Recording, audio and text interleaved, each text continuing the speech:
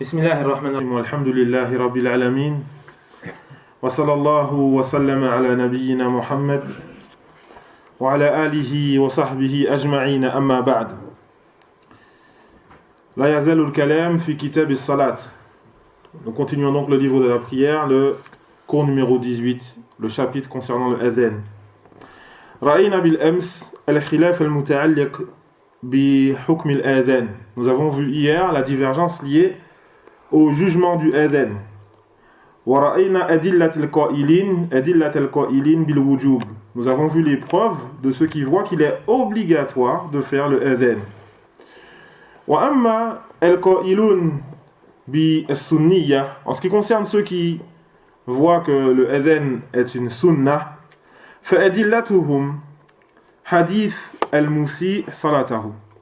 Le hadith de celui qui faisait mal, qui accomplissait mal sa prière. Et à chaque fois, le prophète sallallahu alayhi wa sallam, il lui disait Kum fa salli fa innaka lam tusalli. Lève-toi et prie car tu n'as pas prié. Lève-toi et prie car tu n'as pas prié. Lève-toi et prie car tu n'as pas prié. Elle est où la preuve dans ce hadith que l'adhan c'est une sunnah? Il n'y a pas dit de refaire l'adhan. قالوا لأن النبي صلى الله عليه وسلم لم يأمره بالأذان ولا الإقامة ولو كان واجبا لأمره به. Ils disent le prophète sallallahu alayhi wa sallam ne lui a pas ordonné de faire ni l'adhan ni l'ikama. Et que si cela était obligatoire, le prophète il lui aurait ordonné. Et il aurait dit fais l'adhan et après tu pries. Fais l'ikama et après tu pries. والجواب عن هذا أنه جاء في جامع الترمذي في رواية أن النبي صلى الله عليه وسلم قال له توضأ كما أمرك الله ثم تشهد ثم قم ثم أقم ثم تشهد ثم أقم أيضا. Et donc il a été rapporté dans le Jami' al-Tirmidhi une autre narration de ce hadith, le hadith de celui qui faisait mal la prière, que le prophète sallallahu alayhi wa sallam lui a dit fais tes ablutions comme Allah te l'a ordonné. Tawadda kama amarak Allah. Puis fais le tashahhud. Ashhadu an la ilaha illallah, c'est-à-dire ce qui est voulu par là, puis tu tashhad ashhadu an la ilaha illallah wa anna muhammadan rasulullah à la fin des ablutions. Thumma aqim aidan. Puis tu fais aussi l'ikama. فهذا يدل قالت العلماء هذا يدل على أن المنفرد في حقه الإقامة دون الأذان. Les savants ils ont dit que le munfarid, celui qui fait la prière tout seul, la prière obligatoire, lui, il doit faire l'ikama et pas l'adhan. لأن الأذان قام به المؤذن فكفاه. Pourquoi? Parce que le adhan, le mu'adhin, il l'a déjà fait. Et que tout le monde a entendu, ils ont entendu donc l'appel à la prière, ça suffit, le adhan, il a déjà fait, il a déjà été fait. Donc maintenant, toi, tu vas prier, tu fais l'ikama. Tu fais l'ikama, tu es arrivé après que la jama est finie, tout le monde a déjà prié, ils ont déjà fait l'ikama, tu arrives, tu fais l'ikama et tu pries. قالوا هذا في حق المنفرد. قال العلامة ابن باز رحمه الله تعالى فيما يتعلق بالمنفرد. Le grand savant Ibn Baz, il dit concernant celui qui prie tout seul السنة أن تؤذن وتقيم. La sunna, c'est que tu fasses le adhan et que tu fasses l'ikama. Tout seul chez lui ou dans son champ. Il dit la sunna, c'est que tu fasses le adhan et l'ikama. أما الوجوب ففيه خلاف بين أهل العلم. En ce qui concerne le caractère obligatoire, alors il y a en cela une divergence entre les gens de science. ولكن الأولى بك والأحوط لك أن تؤذن وتقيم لعموم الأدلة. Cependant, ce qui est préférable pour toi et ce qui est plus sûr est que tu fasses le adhan et l'ikama, et ce en te basant sur les preuves générales qui montre qu'il faut faire le adhan et l'ikama. ولكن يلزمك أن تصلي في جماعة ما أمكنك ذلك. Cependant, il t'est impératif que tu pries, que tu accomplis la prière en groupe, tant que tu as la capacité de faire cela. فإذا وجدت جماعة أو سمعت النداء في مسجد بقربك وجب عليك أن تجيب المؤذن وأن تحضر مع الجماعة وأن تحضر مع الجماعة. Et donc le cheikh il nous dit, et si tu trouves une mosquée, des gens qui prient en groupe, donc où tu entends l'adhan, cette parole elle est bien, elle est précise. Pourquoi? Parce que ici tu vas être soit dans le cas où tu as entendu l'adhan, soit où il y a une mosquée qui est pas loin. Mais tu n'as pas entendu l'adhan. Tu es à côté de la mosquée, mais tu n'entends pas l'adhan. Tu vas dire, j'ai pas entendu l'adhan, j'y vais pas. Le cheikh, il te dit non. Si tu trouves une jama'a, ou que tu entends l'adhan, 2, à ce moment-là, il t'est impératif d'aller prier avec la jama'a. À ce moment-là, il t'est impératif d'aller prier avec la jama'a. فَإِن لَمْ تَسْمَعِ النِّدَاءَ وَلَمْ يَكُنْ بِقَرْبِكَ مَسْجِدٌ فَالسُّنَّةُ أَن تُؤَذِّنَ أَنْتَ وَتُقِيمُ. Si tu n'entends pas l'adhan et qu'il n'y a pas de mosquée à côté de toi, tu n'entends pas l'adhan et il n'y a pas de mosquée à côté de toi, deuxième point important, à ce moment-là, tu fais l'adhan toi et tu fais l'iqama. وقد ثبت عن أبي سعيد رضي الله عنه أنه قال لرجل, et cela a été rapporté de façon authentique de Abi Saïd al-Khudri رضي الله عنه, qu'il a dit à un homme, إذا كنت في غنمك وباديتك فارفع صوتك بالنداء فإني سمعت النبي صلى الله عليه وسلم يقول لا يسمع مدى صوت المؤذن شجر ولا حجر ولا شيء إلا شهد له يوم القيامة. Abu Saïd al-Khudri, il a dit à un homme, lorsque tu es au milieu de tes bêtes, ou alors fi badiyatik, ce qui est voulu par là, les savants ils nous disent ton champ, que tu es éloigné des gens, t'es éloigné. Abu Saïd al-Khudri lui dit, lorsque tu es là-bas, il n'y a pas de mosquée, il n'y a personne autour de toi, fais l'adhan, élève la voix quand tu fais l'adhan. Élève la voix quand tu fais l'adhan. Ici, parfois, tu vas marcher, tu es là, tu es dans un champ. Je me rappelle une fois, on était avec des frères dans un champ, il n'y avait personne, on a dit, bon les frères, on fait l'adhan. Un frère, Allahu Akbar, on dit, mais élève ta voix. Ouais, non mais les gens, on est en France, subhanallah, on est dans un champ, khoya. À tel point, la peur elle est arrivée, à tel point qu'on est dans un champ, on a peur d'élever la voix. Ah, ça devient un gros problème. On se fait tellement agresser comme ça qu'aujourd'hui tu es dans un champ, il n'y a personne autour. Ah non, peut-être qu'ils vont nous entendre ou je sais pas. Et donc, il lui dit, élève ta voix, bin nida, en faisant l'appel à la prière. Car certes, j'ai entendu le prophète, sallallahu alayhi wa sallam, dire, il n'y a rien, que ce soit un arbre, que ce soit des arbres ou des pierres, ou autre chose, qui entendent le mu'adhin lorsqu'il élève sa voix pour l'appel à la prière, sans qu'il ne témoigne en sa faveur, yawm al-qiyamah. Tu fais l'adhan. Toute chose, pierre, arbre, toute chose qui entend témoigne cela yawm al-qiyamah. Subhanallah. Tu es chez toi, tu es loin de la mosquée. Fais l'adhan. Ne laisse pas cette récompense passer. Yawm al-qiyamah, cette pierre, cette fenêtre, toute chose va attester pour toi. Ne laisse pas cette occasion passer. Combien de hasanat on laisse passer comme ça? Combien?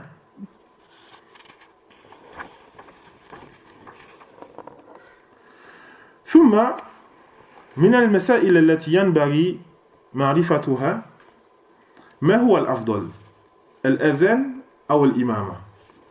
Parmi les sujets qu'il est important de connaître, c'est quoi le mieux? De faire le adhan ou de faire l'imam? ما علم شيخ عثيمين له قول يقول الأذان. Al-adhan. Alors, on va voir ça tout de suite. On va voir si tu as bien choisi. طيب قول الشافعي وأحمد الأذان أفضل من الإمامة. L'avis de l'imam Shafi'i et de l'imam Ahmed, c'est que l'adhan est afdol. Et le adhan est mieux que le fait d'être imam. Pourquoi?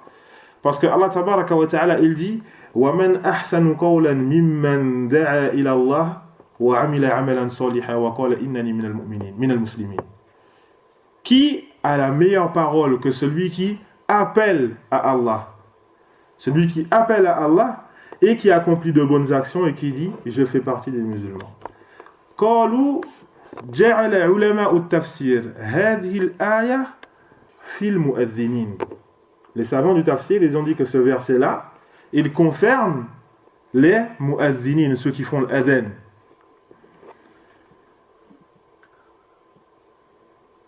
وذهب الإمام مالك وأبو حنيفة إلى أن الإمام أفضل. L'imam Malik et l'imam Abu Hanifa, ils disent que il est mieux d'être imam. Pourquoi? لأن النبي صلى الله عليه وسلم قال فيما يتعلق بالأذان فليؤذن لكم أحدكم وفيما يتعلق بالصلاة فليؤمكم أكبركم. Et donc ils disent, parce que le prophète sallallahu alayhi wa sallam, il a dit concernant l'adhan, il dit alors que l'un d'entre vous fasse le adhan.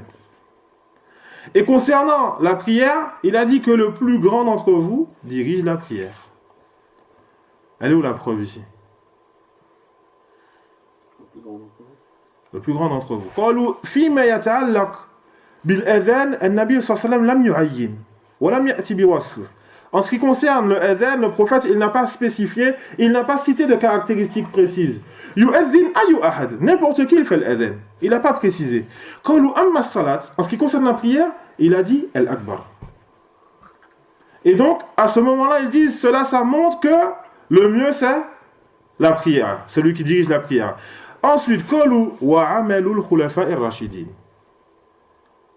Ils disent les œuvres des califes bien guidés. Le prophète sallallahu alayhi wa sallam qui dit alaykum bi sunnati wa sunnati al-khulafa ar-rashidin. Accrochez-vous à ma sunna ainsi que celle des califes bien guidés. قالوا الخلفاء الراشدون الأئمة بعد رسول الله صلى الله عليه وسلم أبو بكر وعمر وعثمان وعلي كانوا يؤمون الصلاة ولا يؤذنون.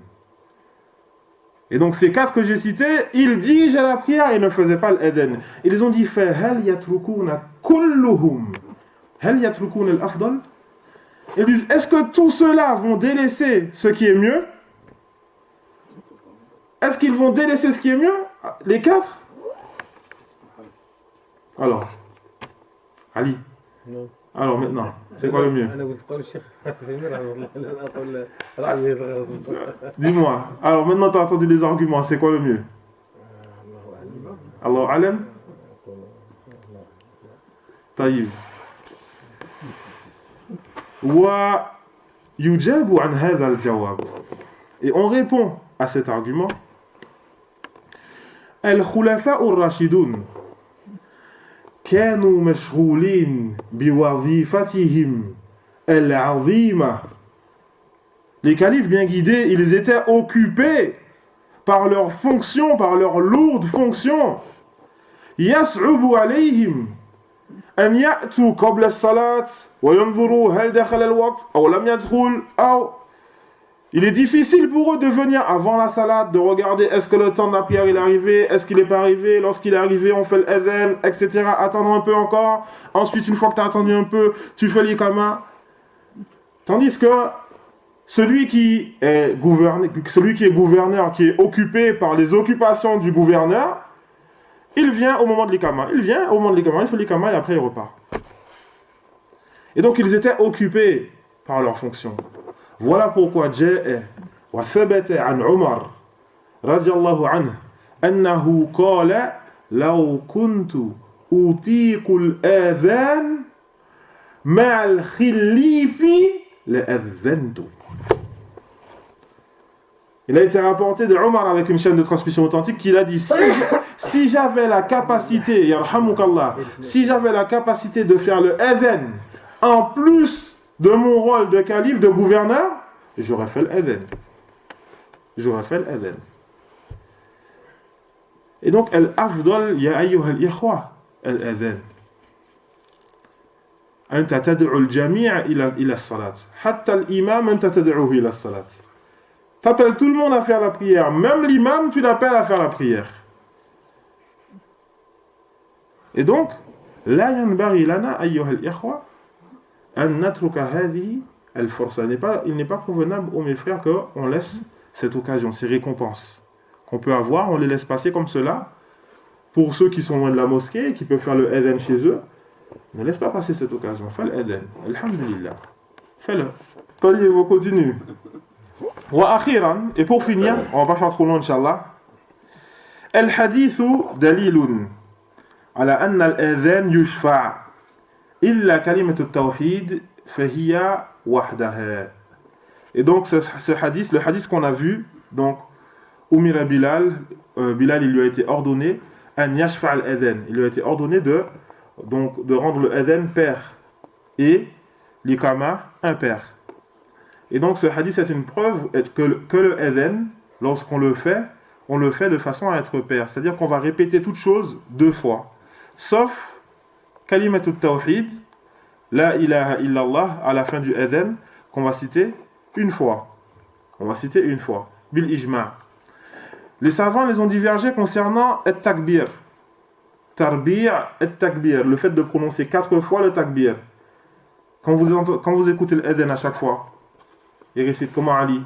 Allahu Akbar, Allahu Akbar. Et ensuite une deuxième fois, Allahu Akbar, Allahu Akbar. Ça fait combien de fois le takbir? Ça fait 4. D'accord? Et donc ils ont divergé. Est-ce que le takbir, on le fait 4 fois ou 2 fois? Qawlul jumhur anna at-takbir yurabba'. L'avis de jumhur, c'est que le takbir, on le fait 4 fois. On le fait 4 fois. Pourquoi? Likathratil adilla allati ja'at fi wasf al-adhan kadhalik. À cause du grand nombre de preuves qui ont été citées avec la description du adhan comme cela. La majorité des hadiths qui ont cité donc la description du adhan ont été comme cela, c'est-à-dire le takbir 4 fois.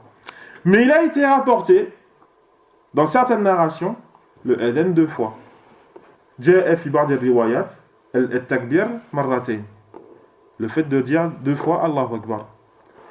فلذلك ذهب الإمام مالك إلى أن الأفضل التثنية. Et donc c'est pour ça l'imam Malik il voit que ce qui est mieux c'est de prononcer le Allahu Akbar 2 fois. Ils font comment au Maroc? 2 fois. 2 fois. Hein? En Algérie. T'as pas fait attention. Hein?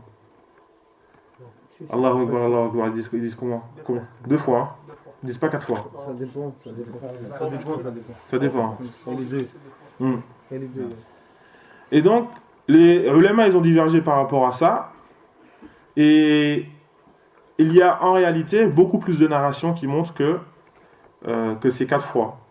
Cependant, certains ulama ils voient que tant que ça a été rapporté de façon authentique, et ça aussi ça a été rapporté de façon authentique, جاء هذا بطريق ثابت صحيح وكذلك هذا بطريق صحيح فلا بأس أن تعمل بهذا ولا بأس أن تعمل بهذا. Ils voient qu'il n'y a pas de mal à ce que tu œuvres en faisant le adhan de cette façon ou de l'autre façon. Parfois tu vas faire 4 fois, parfois tu vas faire 2 fois. Ils disent هذا خلاف تنوع.